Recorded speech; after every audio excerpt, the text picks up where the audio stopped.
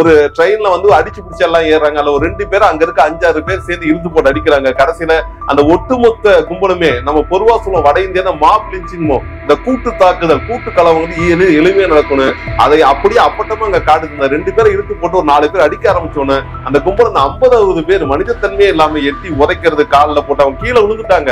ட்ரெயின்ல பயணம் பண்ற மக்களுக்கு ரயில்வே துறை என்ன பாதுகாப்பு கொடுத்துருக்கு? எப்படி ஒரு 5 பேர் விழுந்து இறக்குற வரைக்கும் இந்த நிர்வாகம் பார்த்துட்டு இருந்துச்சு? இதை ஏன் தடுக்கணும்னு கேள்வி கேட்டா அங்க வர பதில் என்னன்னா, அங்க வர மக்கள் தொகைக்கு பயணம் செய்யற மக்களுக்கு ஏற்ற வகையில தொடர் வண்டி சேவைகள் இல்ல.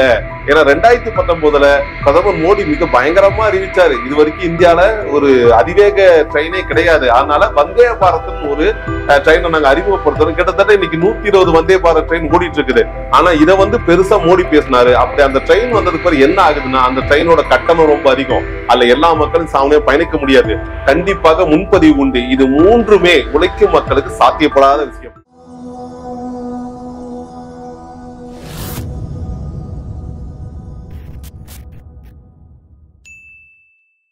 சமீப காலமா எல்லா மாநிலத்திலையும் இந்த தொடர்வண்டி ட்ரெயின்ல டிராவல் பண்றது மிகப்பெரிய சவாலா இருக்குது. இதனால பல இடங்கள்ல பிரச்சனையே. அது டிக்கெட் புக்கிங்கா இருக்கலாம், இல்ல ஏறி பயணம் பண்றதா இருக்கலாம், அங்க கிடைக்கிற உணவு, இல்ல அந்த ஸ்டேஷனுக்கு கிடைக்கிற சர்வீஸ்ன்னு அத்தனையும் மிகப்பெரிய குறைபாடு. பல இடங்கள்ல விபத்து, அது சரக்கு வண்டி இல்ல மக்கள் பயணிக்கிற வண்டி எல்லாமே விபத்துக்காயிருக்கிற மூலம் இந்த ரயில்வே துறைங்கிறது மிகப்பெரிய கேள்விக்குள்ளாயிருக்கு. இந்த சூழல்தான் 2 நாளைக்கு முன்னாடி மும்பை புறநகர் தொடர்வண்டி சேவையில அந்த ட்ரெயின் எப்பயும் ரொம்ப பிஸியா இயங்கிட்டு இருக்கு. நமக்கு தெரியும், நம்ம எப்படி சென்னையில ஒரு எலக்ட்ரிக் ட்ரெயின் இயங்குதோ அதே போல மும்பை புறநகர்ல அதே எலக்ட்ரிக் ட்ரெயின் இயங்கிட்டு இருக்குது. அந்த எலக்ட்ரிக் ட்ரெயின் சேவையில ஒரு நாளைக்கு கிட்டத்தட்ட 35 லட்சம் மக்களுக்கு மேல பயணம் செஞ்சுட்டு இருக்காங்க. அப்படி பயணம் செஞ்சுட்டு இருக்க வேலையில தானேக்கு இடைப்பட்ட ஒரு ஸ்டேஷன்ல என்ன ஆகுதுன்னா, ஒரு 2 நாள் முன்னாடி பயணம் செஞ்சதுல ஒரு 5 பயணிகள் தூக்கி எறியப்பட்டு, ஏன்னா பயண வேகத்துல இருந்த கூட்டத்துல வெளியே தள்ளப்பட்டு இறந்து போறாங்க. இது மிகப்பெரிய சர்ச்சையை உருவாக்குது. அப்ப இந்த ட்ரெயின்ல பயணம் பண்ற மக்களுக்கு ரயில்வே துறை என்ன பாதுகாப்பு கொடுத்துருக்கு? எப்படி ஒரு 5 பேர் விழுந்து இறக்குற வரைக்கும் இந்த நிர்வாகம் பார்த்துட்டு இருந்துச்சு? இதை ஏன் தடுக்கணும்னு கேள்வி கேட்டா அங்க வர பதில் என்னன்னா, அங்க வர மக்கள் தொகைக்கு பயணம் செய்யற மக்களுக்கு ஏற்ற வகையில தொடர் வண்டி சேவைகள் இல்ல. ஒரு குறிப்பா ஒரு ட்ரெயின்ல வந்து ஒரு 5000 பேர் போக முடியும்னா, ஆனா ஒரு நாளைக்கு அந்த தானே ரயில் நிலையத்தில் மட்டும் 9 லட்சம் மக்கள் வந்து பயணம் பண்றாங்களா. அதுக்கு ஏற்ற வகையில ரயில் இல்லாதனால கிடைக்கிற ட்ரெயின்லாம் அடிச்சு பிடிச்சு தொங்கிட்டு ஏறாங்க. நம்ம இங்க சென்னையில பார்ப்போம் மாலை காலை நேரம், அது போல மும்பையிலும் இதேதான் நடந்துட்டு இருக்கு. அதனாலதான் விபத்து நடந்திருக்கு. அதனால கூடுதல் ரயிலை இயக்கணும்னு பல வருடங்களாக மக்கள் கோரிக்கை வைத்தோம். இது அரசின் செவிகளில் வில்லங்கிறதா மிகப்பெரிய சோகமாகும். இதை நம்ம எல்லா இடத்துலையும் பாக்குறோம். சமீப காலமா பிரயாக்ல நடந்த கும்பமேளா சமயத்துல வந்த வண்டி போன வண்டி எல்லாத்தையும் அங்கிருந்த வட இந்திய மக்கள் அடித்து நொறுக்கிறதும், ஏசி பெட்டியை அடிச்சு உள்ள போனதும் நம்ம பார்த்துட்டு இருந்தோம். ஏன் அப்படி போனாங்கன்னா, அவங்களுக்கு பயணம் செய்யறதுக்கு ட்ரெயின் வேணும். ஆனா போதுமான ட்ரெயினை இந்த அரசு கொடுக்காதனால, ஐயா இந்த ட்ரெயின் வந்துச்சா இதை எப்படியா பிடிச்சி ஊருக்கு போகணுங்கிற வேகத்துல அவர்கள் ஈடுபட்டாங்க தவிர அவங்க திட்டமிட்டு இந்த வன்முறையில ஈடுபடல. காலம் சூழலும் சொல்லுவோம்ல, அப்படி அங்க இருந்த சூழல்ங்கிறது அவங்களை இந்த வன்முறைக்கு தூண்டி இருக்குது. ஆகவே இதுக்கு அரசு தான் பொறுப்பு. அந்த வகையில தான் சமயமா இன்னைக்கு கூட ஒரு வீடியோ வந்து ட்ரெண்ட் ஆயிட்டு இருக்கு. ஒரு ட்ரெயின்ல வந்து அடிச்சு பிடிச்சு எல்லாம் ஏறாங்க. அதுல ஒரு 2 பேர் அங்க இருக்க 5-6 பேர் சேர்ந்து இழுத்து போட்டு அடிக்கிறாங்க. கடைசியில அந்த ஒட்டுமொத்த கும்பலுமே நம்ம பொதுவா சொல்லுவோம் வட இந்தியா மாப் லிஞ்சிங்கோ, இந்த கூட்டு தாக்குதல் கூட்டு கலவரம் வந்து எளிமையா நடக்கணும். அதை அப்படியே அப்பட்டமா அங்க காட்டுது. இந்த 2 பேரை இழுத்து போட்டு ஒரு 4 பேர் அடிக்க ஆரம்பிச்சோன்னு அந்த கும்பல் அந்த 50-60 பேர் மனிதத்தன்மையே இல்லாம எட்டி உதைக்கிறது, காலில் போட்டு அவங்க கீழே விழுந்துட்டாங்க. அவங்கள எட்டி வச்சு எல்லாம் நடக்குது. இது மிக மோசமா இருக்குது. இதுல நமக்கு என்ன வந்து கேள்வினா, அது ரயில் நிலையத்துல தான் நடக்குது, ரயில்வே ஸ்டேஷன் நடக்குது. அங்க இருந்த ரயில்வே காவல்துறை என்ன பண்ணாங்கன்னா, பக்கத்துல ஒரு காவல்துறை கூட காணோம். அந்த அளவுக்கு தான் வட இந்தியால இந்த ரயில்வே துறை வந்து இயங்கிட்டு இருக்குது. பொதுவா நமக்கு தெரியும், இந்த கலவரம் எல்லாமே கர்நாடகா மற்றும் ஆந்திராவுக்கு மேலதான் நடக்குது தவிர இதற்கு கீழே இருக்கிற இந்த தென்னிந்தியா பகுதியில் எதுவும் நடக்கல. தென்னிந்தியா பொறுத்த வரைக்கும் இன்றளவும் மக்கள் கொஞ்சம் பண்பட்டு இந்த பயண சேவை எப்படி பயன்படுத்தணும், எது நமக்கு வந்து லிமிடேஷன், எப்படி டிக்கெட்டை முறையா பயன்படுது, இதெல்லாம் தெரிஞ்சிருக்கு. ஆனா வட இந்தியா பொறுத்த வரைக்கும் இந்த ரயில்வே துறைங்கிறது ஒட்டுமொத்த அந்த மக்களுக்கு ஒரு இலவச பயணம் போலதான் செயல்பட்டு இருக்காரு. நம்ம தவறு கூட சொல்ல, அந்த இலவச பயணம் பண்றதுக்கு ஏற்ற வகையில வண்டிகள் மாற்றியமைக்கப்பட்டான இல்லவே இல்லை. ஏன்னா 2019 பிரதமர் மோடி மிக பயங்கரமா அறிவிச்சாரு, இது வரைக்கும் இந்தியால ஒரு அதிவேக ட்ரெயினே கிடையாது, அதனால வந்தே பாரத்னு ஒரு ட்ரெயினை நாங்க அறிமுகப்படுத்துறோம். கிட்டத்தட்ட இன்னைக்கு 120 வந்தே பாரத் ட்ரெயின் ஓடிட்டு இருக்குது. ஆனா பெரிய சோகம் என்னன்னா, சாதாரண ட்ரெயினை விட வந்தே பாரத் ட்ரெயின் 8 மணி நேரம் 7 மணி நேரம் 6 மணி நேரம் தாமதமா வந்துச்சுன்னு பார்க்கும்பொழுது அதுக்கு எதுக்குடா வேகமா ட்ரெயின் விட்டீங்கன்னு. ஏன்னா இந்தியாவில இருக்கிற தண்டவாளங்கள்ங்கிறது ஒரு ட்ரெயின் வந்து அதுல பயணம் செய்யுதுன்னா 1 மணி நேரத்துக்கு ஒரு 120 கிலோமீட்டருக்கு அதிகபட்ச வேகமா பயணிக்கலாம். அதுக்கு மேல போனா அந்த ட்ரெயின் ரயில்வே ட்ராக் தாங்காது.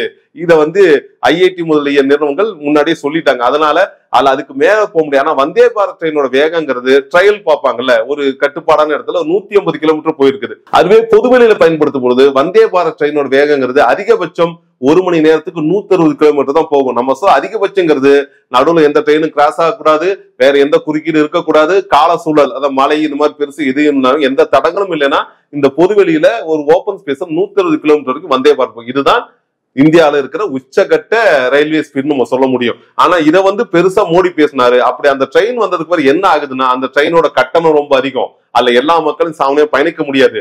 கண்டிப்பாக முன்பதிவு உண்டு. இது மூன்றுமே உழைக்கும் மக்களுக்கு சாத்தியப்படாத விஷயம். உழைக்கும் மக்களை பொறுத்த வரைக்கும் இந்த தேர்ட் கிளாஸ் சொல்லுவாங்க, அன்ரிசர்வ் கம்பார்ட்மெண்ட், முன்பதிவு செய்யப்படாத பெட்டிகள் தான் அதிகம் அவங்க பயணிக்க முடியும். ஏன்னா அவங்க வேலை எப்படி முடியுதோ அவங்க ரிசர்வேஷன் மட்டும் வேலைக்கு வர முடியாது. ஒரு கட்டட வேலை செய்யறவர் சாயந்தரம் சரியா 6 மணிக்கு நான் வேலையை முடிச்சு ட்ரெயின் ஏற முடியாது, முடியவே முடியாது. ஒரு நாள் 8 மணி ஆகுனா ஒரு நாள் 3 மணிக்கு முடியலாம். அதனால இது முன்பதிவுங்கிறது உழைக்கும் மக்களுக்கு பொதுவாக நீங்க வட இந்திய தொழிலாளர்கள் அதிகமாக உழைச்சிட்டு இருக்காங்க. அவங்களுக்கு இந்த ட்ரெயினை ரிசர்வ் பண்ணி போறதுங்கிறது ஆகக்கூடிய காரியமாக இல்ல. அதே நேரத்துல ஒன்றிய அரசு என்ன பண்ணுச்சுன்னா ரயில்வே துறையில நாங்க சீர்திருத்தம் கொண்டு வரோம், ரயில்களை மேம்படுத்தணும்னு ஒவ்வொரு பயணம் செய்யக்கூடிய ரயில்கள்லயும் என்ன பண்ணிருக்க ட்ரெயின்லயும் ஏற்கனவே இருந்த அன்ரிசர்வ் கம்பார்ட்மெண்ட் அப்படிங்கறத நீக்கிட்டு அதுக்கு முழுசா நீக்கல, ஒரு 6 கம்பார்ட்மெண்ட் இருந்ததை 3ஆ 2ஆ மாத்திட்டு அதற்கு பதிலாக கூடுதலாக ஏசி பெட்டிகள் இணைச்சிட்டாங்க. இந்த குளிர்சாதன பெட்டி என்ன சொல்றாங்கன்னா மக்கள் வந்து நல்ல ஒரு சூழல்ல பயணிக்கணும், குழுன்னு பயணிக்கணும், அதனால நம்ம குளிர்சாதன பெட்டியை இணைச்சிருக்கோம் சொல்றாங்க. நம்ம என்ன சொல்றோம்னா ஏற்கனவே இங்க இயக்கிட்டு பயணிகள் ரயில்கள் 10லன்னு கோரிக்கை வந்துட்டு இருக்கு. பல இடங்கள்ல அந்த ரயில் நிக்கிறதுலன்னு பிரச்சனை வந்துட்டு இருக்கு.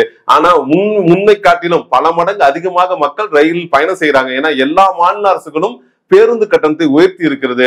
அதே போல பெட்ரோல் டீசல் கட்டண உயர்வால நீங்க பாக்குற மகிழுந்து அதாவது காரு இல்ல ஜீப் இதுல ஏதாவது பயணம் செய்யறதும் கூடுதலா இருக்கு.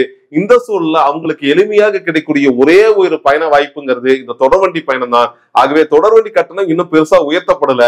அதனால இந்த பெரும்பான்மையான உழைக்கும் மக்கள் தொடர்வண்டியை நம்பிதான் இன்னைக்கு நீங்க பாக்கலாம். சேலத்துல இருந்து ஜோலார்பேட்டைக்கு, சேலத்துல இருந்து அரக்கோணத்துக்கு டெய்லி வேலைக்கு போயிட்டு வந்துட்டு இருக்காங்க.